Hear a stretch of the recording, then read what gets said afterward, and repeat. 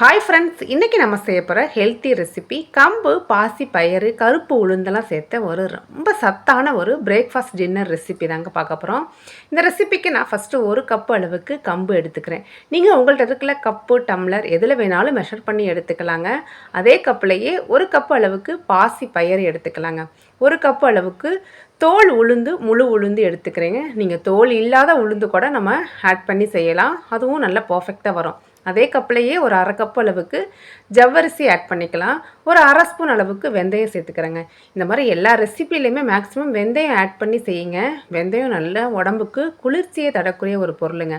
இதுக்கு தேவையான அளவு தண்ணி சேர்த்து ஒரு 3லேருந்து 4 டைம் நல்லா வாஷ் பண்ணிவிட்டு தேவையான அளவு தண்ணி ஊற்றி இதை ஊற வச்சிடலாங்க. ஒரு 7லேருந்து 8 மணி நேரம் கண்டிப்பாக ஊற வச்சுருங்க.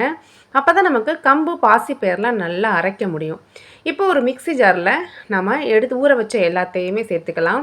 நல்லா ஊற வச்சிட்டோம் அப்படின்னா அது நம்ம ஈஸியாக அரைப்பட்டு வந்துடுங்க. கொஞ்சமாக தண்ணி சேர்த்து நல்லா முடிஞ்ச அளவுக்கு ஃபைனாக அரைச்சிடலாம். மாதிரி மில்லட்ஸ்லாம் அரைக்கும்போது ஃபஸ்ட்டு ரஃப்பாக அரைச்சிட்டு அதுக்கப்புறம் தண்ணி ஊற்றி அரைச்சோம் அப்படின்னா நம்மளை ஈஸியாக அரைச்சி வந்துடும். இப்போ அரைச்ச மாவு எல்லாத்தையும் இந்த மாதிரி அகலமான ஒரு மிக்சிங் பவுலுக்கு சேர்த்துக்கலாங்க. நான் இன்றைக்கி ஒரு 3 பேட்சாக பிரித்து அரைச்சி எடுத்துக்கிட்டேன். ஒரு 1/2 டம்ளர் தண்ணி மட்டும் சேர்த்து அதையும் மிக்சியை வாஷ் பண்ணிவிட்டு உள்ளே சேர்த்துக்கிறேங்க. இதுக்கு தேவையான அளவு உப்பு சேர்த்து நல்லா கையை வச்சே நல்லா கலந்து விட்டுலாம். ஸ்டார்டிங்லேயே ரொம்ப அதிகமாக தண்ணி ஊற்றிடாதீங்க. நமக்கு தேவைப்பட்டால் தண்ணி ஆட் பண்ணிக்கலாம். இதை மூடி வச்சு ஒரு 5லேருந்து 6 மணி நேரம் புளிக்க வச்சிடலாங்க. பாருங்கள், ஒரு 6 ஹவர்ஸ்லேயே நமக்கு மாவு நல்லா இந்த அளவுக்கு பொங்கி வந்துருச்சு. நைட்டு ஊற வச்சிட்டோம் அப்படின்னா நம்ம மார்னிங் அரைச்சி நைட்டு டிஃபனுக்கு சூப்பராக ரெடி பண்ணி எடுத்துடலாங்க. பாருங்கள், நம்மளோட ஹெல்த்தி பேட்டர் ரெடி ஆகிருச்சுங்க.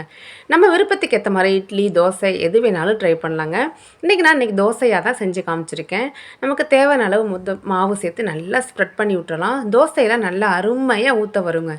கம்பு, கருப்பு உளுந்து, பாசிப்பயிறு எல்லாமே ஒவ்வொரு இன்க்ரீடியன்ஸுமே அவ்வளோ ஹெல்த் பெனிஃபிட்ஸ் உள்ளதுங்க.